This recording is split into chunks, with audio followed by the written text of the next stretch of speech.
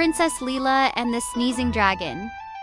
Once upon a giggle in the colorful kingdom of Sniffleberry lived a kind and curious little princess named Lila. She wore sparkly sneakers instead of glass slippers, and loved solving tiny mysteries around the castle. One sunny morning, the royal garden started shaking.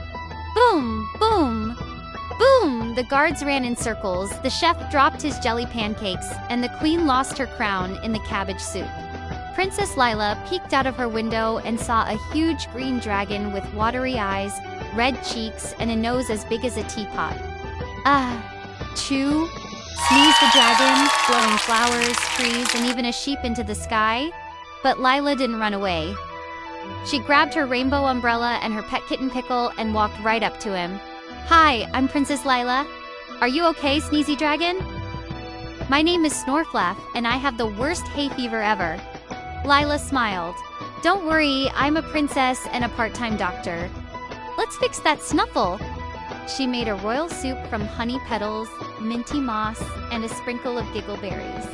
Snorfloof's nose turned normal, and he smiled the biggest, toothiest smile ever. To say thank you, Snorfloof gave Lila a ride through the clouds on his back. They flew over castles, lakes, and even the Royal Donut Festival. From that day on, the kingdom of Sniffleberry was guarded by a happy dragon who never sneezed again, and Lila. She became Princess Lila, the brave and sneeze healer of the skies. The end? Want me to turn?